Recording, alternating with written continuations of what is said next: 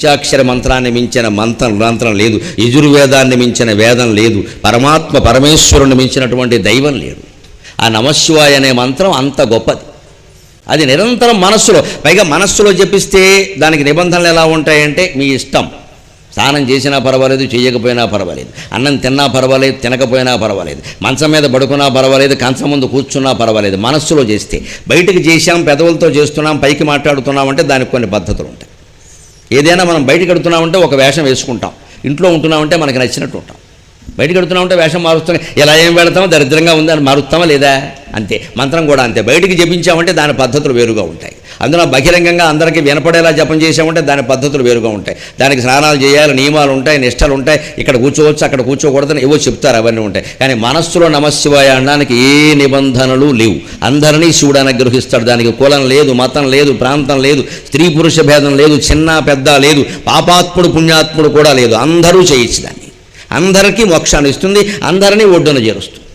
వదలకూడదు. కష్టాలు రాని, సుఖాలు రాని, అజ్ఞానంలో ఉండని, జ్ఞానంలో ఉండని. ఇంకో మాట, గ్రహగతులు కుందింపని మేలు వచ్చిన రాని. గ్రహదోషాలు, ఇవాళ కుజదోషం ఎంత ఏడిపించేస్తున్నారో పట్టుకుని, కుజదోషం పేరు మీద. శాస్త్రాల్లో లేని దోషాలని వీళ్ళే పుట్టించేస్తున్నారు. ఇక్కడ పెళ్ళి అవ్వలేదంటే కుజదోషం, ఇంకేం లేదు ఇక్కడ. ఇంక వాడికి అవదంతే, ఇంకా చచ్చిపోతాడు వాడి. ఇంకా ఈ పేరు మీద ఏదో యజ్ఞం, యాగం. గ్రహగతులు కుందింపని మేలు వచ్చిన రాని. నవగ్రహాలు నాకు ఏదైనా దుస్థితి కలిగించని, సుస్థితి కలిగించని, దాన్ని నేను పట్టించుకో.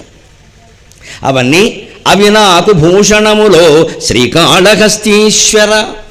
అవన్నీ నాకు అలంకారాల కింద లెక్క, ఆభరణాల కింద లెక్క అని చెబుతున్నాడు. అంటే మనం భక్తి మార్గంలో ఎలా ఉండాలి? నిశ్చింతగా, నిస్సంకోచంగా, నిరాటంకంగా సేవ చేయాలి, నమ్ముకోవాలి, నిరంతరం జపించాలి. చిన్న కష్టం రాగానే మానేయడం, చిన్న సుఖం రాగానే మళ్ళీ మొదలు పెట్టడం. అనుకూలమైన విషయం కదా అని మనం స్పందిస్తే ప్రతికూలం కూడా మెడకు కట్టేస్తారండి. లోకం అటువంటిది. కోడలు అడుగు పెట్టడం వల్ల ఏం జరగదమ్మా, ఆవిడ గుమ్మం దాటింది అంతే, లెక్క లోపలికి వచ్చింది, ఇంకేం జరగదు. గొడ్డొచ్చిన వేళ, బిడ్డొచ్చిన వేళ పనికిమాలిన నమ్మకాలు ఇవన్నీ. పనికిమాలిన నమ్మకాలు. మరోసారి చెబుతున్నా, పనికిమాలిన నమ్మకాలు. ఒక మనిషి మన ఇంట్లోకి రావడం వల్ల కానీ, ఒక మనిషి మన ఇంట్లోంచి వెళ్ళడం వల్ల కానీ మనకి శుభాలు అశుభాలు జరగవు. ఈ పిచ్చి నమ్మకాలు విడిచిపెట్టండి. ఏదో ఈ దేశం నిండా నమ్మకాలే ఉన్నాయి. నారాయణమూర్తి లేడు, నమ్మకాలే ఉన్నాయి మొత్తం. ఇవి ఇదివరకు ఏవో ముసలాళ్ళలో ఉండేవి, ఏదో 70 ఏళ్ళు దాటే చేదస్తే కుర్రాళ్ళలో వస్తున్నాయండి. ఇదేం కర్మ, సాఫ్ట్వేర్ ఇంజనీర్లు వీళ్ళ దుంపదగా, వీళ్ళకి 25 ఏళ్ళు లేవు. వీళ్ళకి పిచ్చి నమ్మకాలు ఏమిటి? ఏం చదువుకున్నారు?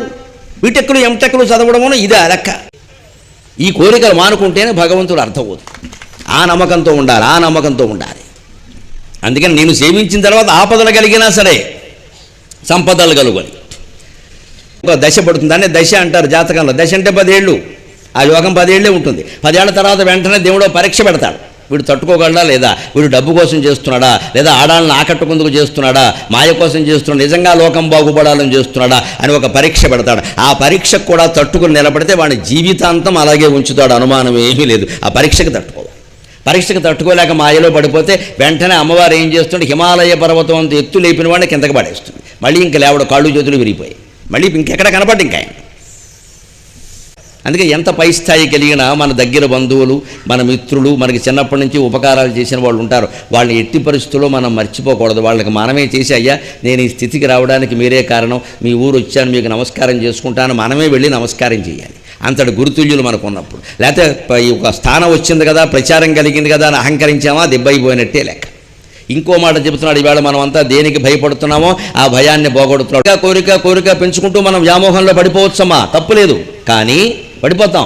పడిపోయినప్పుడు కూడా భగవన్నామాన్ని వదలకూడదండి. తెలియకపోవడం వేరు, తెలుసుకోకపోవడం వేరు. తెలియకపోవడం ఎప్పుడు దోషం కాదు, తెలుసుకోకపోవడం దోషమే. తెలియదంటే నాకు కూడా అన్నీ తెలియవండి, ఎవరికీ అన్నీ తెలియవు. తగి సర్వం జానాతి. తెలియకపోవడం దోషం కాదు, తెలుసుకోకపోవడం దోషమా కాదా? నీకు తెలియదని తెలుసు, అది నీకు అవసరమని తెలుసు, అది ఏ పుస్తకంలో ఉందో చూడాలా వద్దా?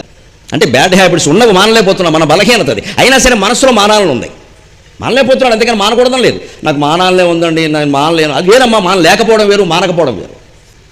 మానలేకపోవడం బలహీనత. అది గుళ్ళోకి వెళ్ళి భగవంతుడు చెప్పుకుని, స్వామి నేను మానలేకపోతున్నాను అంటే దానికి ఉపాయం ఉందమ్మా. ఒకడు పేకాడతాడు, పేకాట మానలేము సార్, పేకాట మానకండి. మానకుండా ఓ పని చేయండి. దాని నుంచి బయటపడాలంటే మొక్కేసినప్పుడల్లా నమశివాయ, మొక్కు వచ్చినప్పుడల్లా నమశివాయ, జోకర్ వస్తే నమశివాయ అనండి, బాగా పుణ్యం వస్తుంది. ఏం పర్వాలేదు, ఆ పని చేయండి. మీరు ఎవరు పేకాట మానక్కల్లా, నేను చెప్పిన పని చేయండి. ఇంకా అన్ని అలవాట్లకి వర్తిస్తుంది, గుళ్ళో చెప్తే బాగుండదు, అన్నిటికీ వర్తిస్తుంది. ఏ అలవాటైనా సరే మానలేమంటే అది పుచ్చుకున్నప్పుడల్లా నమశివాయ అనండి. ఆ పుచ్చుకున్నది ఖచ్చితంగా అమృతం అయిపోతుందమ్మా, మద్యం కాదు, ఇది అమృతం అయిపోతుంది. ఇంకే వ్యసనాలు ఉన్నా సరే, ఏ రకమైనది మానలేకపోతున్నా సరే, దాంట్లో పాల్గొంటూ ఉన్నప్పుడల్లా, చేస్తున్నప్పుడల్లా మాటి మాటికి నమశివాయ అనే నామాన్ని వదలకుండా ఉంటే మీ చేత ఆ దురభ్యాసాన్ని భగవంతుడే మానిపిస్తాడు. ఖచ్చితంగా భగవంతుడు మానిపిస్తాడు, భగవంతుడు బాధ్యత వహిస్తాడు. దాని నుంచి బయటపడే ప్రయత్నం అది. అంతేగాని ఇంకా అలా అయిపోతాం అనుకోకూడదు. ఇంకా ఇంట్లోనే కోరికలు ఉండొచ్చు, తగాదాలు ఉండొచ్చు, గొడవలు ఉండొచ్చు, ఇల్లు విడిచిపెట్టలేని పరిస్థితులు ఉండొచ్చు, విడిచిపెట్టద్దు, అక్కడే ఉండండి, అదే పని చేయండి, అవే ఎదుర్కోండి. కానీ నమశివాయ మానకండి. ఆ కష్టంలోనే, ఆ ఆందోళనలోనే అనిపించిన సరే వెంటనే నమశివాయ అనండి.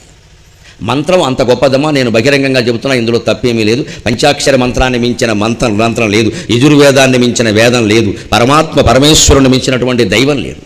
ఆ నమశివాయ అనే మంత్రం అంత గొప్పది. అది నిరంతరం మనస్సులో, పైగా మనస్సులో జపిస్తే దానికి నిబంధనలు ఎలా ఉంటాయంటే మీ ఇష్టం.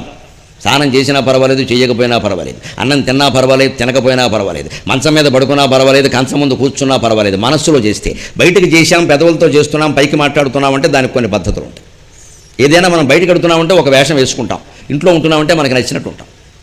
నమశివాయ అనడానికి ఏ నిబంధనలు లేవు. అందరినీ శివుడు అనుగ్రహిస్తాడు. దానికి కులం లేదు, మతం లేదు, ప్రాంతం లేదు, స్త్రీ పురుష భేదం లేదు, చిన్న పెద్ద లేదు, పాపాత్ముడు పుణ్యాత్ముడు కూడా లేదు. అందరూ చేయొచ్చు దాన్ని. అందరికీ మోక్షాన్ని ఇస్తుంది, అందరినీ ఒడ్డున చేరుస్తుంది. వదలకూడదు. కష్టాలు రాని, సుఖాలు రాని, అజ్ఞానంలో ఉండని, జ్ఞానంలో ఉండని.